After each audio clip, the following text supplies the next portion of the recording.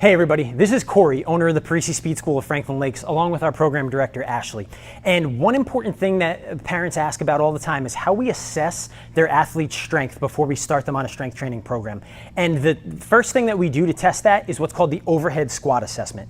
What Ashley is going to show us here is some bad form first. We're going to highlight a couple of things that we typically see with our athletes and then correct that and talk a little bit about how we correct that as we go along. Ashley, if you could just bring your hands overhead, feet shoulder width apart, toes forward to start. Ready and squat. Now this is really common. What we see here is her knees coming forward in front of her toes turning out, her heels coming up. That means she's not so flexible through her hips. Her glutes are usually not very strong in that situation. Maybe even she's got some core weakness there as well. So what we're gonna do to correct that is just things like hip thrusts, glute bridges, the band walks, those types of things, just to engage the right muscles and strengthen that up. Now, Ashley, if you could just turn to the side.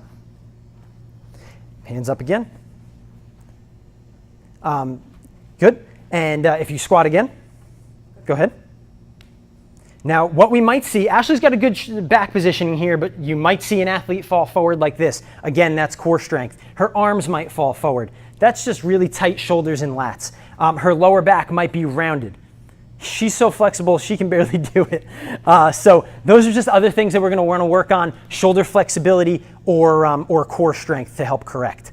Now, the next advanced thing after we see an athlete do that, maybe some of our older athletes, is we'll have them do a jump down test.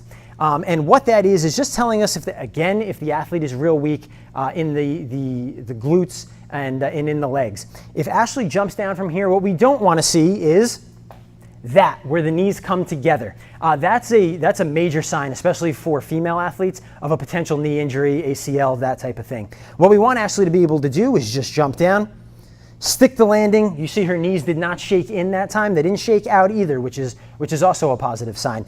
So that just gives us another tip in order to know where to start the athletes when they start our strength training programs here. If you have any questions, feel free, as always, to reach out to both Ashley and I to make sure your athlete starts a safe and effective strength training program. Thanks.